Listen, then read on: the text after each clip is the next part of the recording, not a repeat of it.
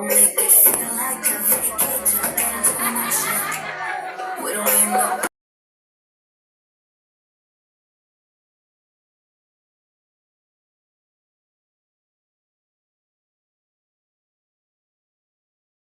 Sky! Ang prayer namin sa iyo, just like our Lord Jesus, that you will grow in the grace and knowledge of Him. You will grow in wisdom. She will grow in stature and in favor with God and man. I pray that as you grow up, she really loves Jesus at sa kanyang paglaki, mas lalo niya pong makilala ang Panginoon, mas lalo niyang mamahalin si Lord Jesus. Pag nalulungkot ka, Sky, lalapit ka kay Jesus. Pag happy ka, kapag nag-worry ka, pag natatakot ka, you always run to Jesus. Kasi gusto ni Jesus na maging best friend ka at siya yung Lord and personal Savior mo. We seal all this declaration of faith in the name of the Father, and of the Son, and of the Holy Spirit. Amen. Alright, palakpakan naman natin si Miss Janine. And next po, si Pastora Lorna. Ayan, take a picture po muna. 3, 2, 1. Ayan, compress. In 3, 2, 1, smile.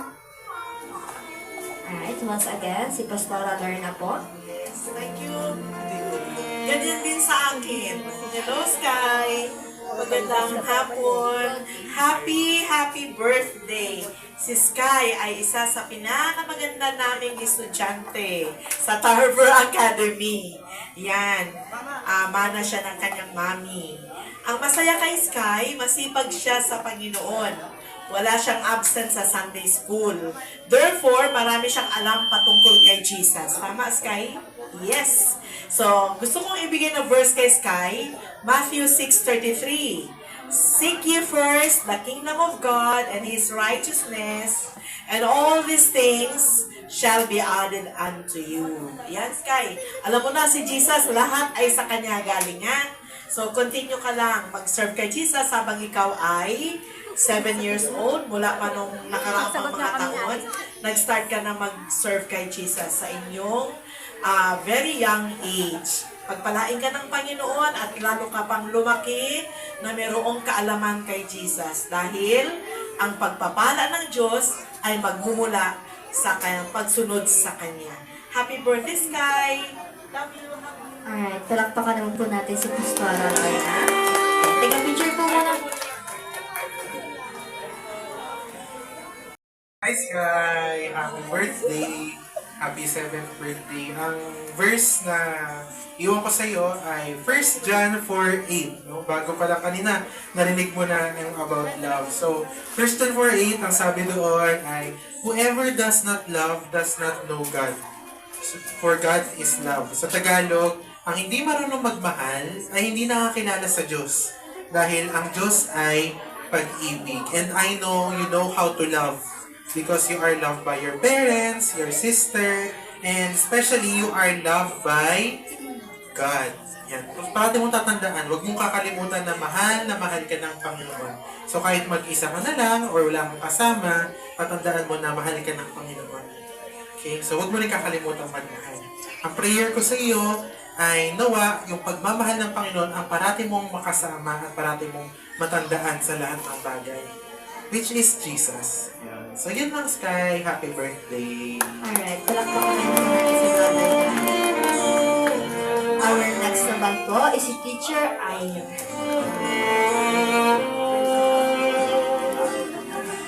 Hello po. Happy birthday, Sky. And I want to share this verse to you from Numbers chapter 6, verses 24 to 26. The Lord bless you and keep you. The Lord make His face shine on you and gracious to you. The Lord turn His face toward you and give you peace. God bless you so much. God loves you so much, Sky, and this birthday verse is like His special gift to you. A promise that He's always with you, smiling at you, and filling your heart with peace and joy. And my short prayer to you is, naway lumaki ka lamang na kilala ang ating Panginoon at ang lahat ng plano mo ay laging naka-incline lamang sa plano ng ating Panginoon. Happy birthday, Sky! Ayan, palakpakan naman po natin sa Aya. Picture po.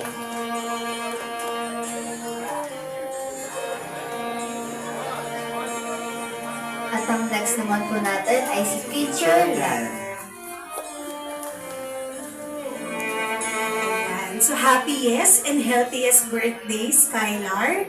At habang lumalaki ka na nakikilala si Jesus bilang iyong best friend, bilang iyong master and savior of your life, I want to share this verse to you.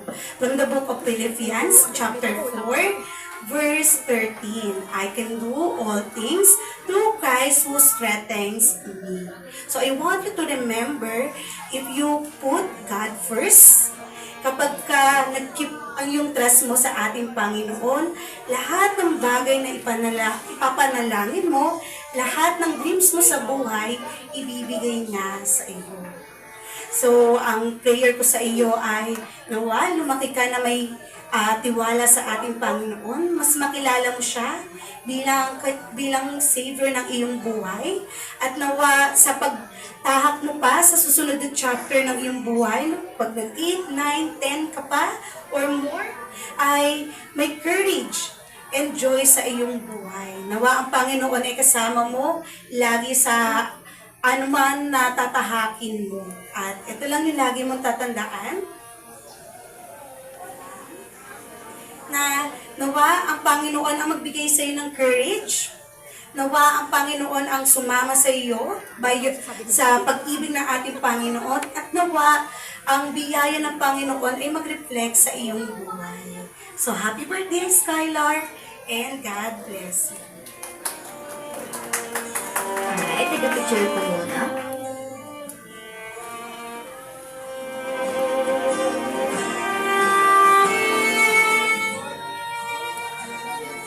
And next, Ate Beth.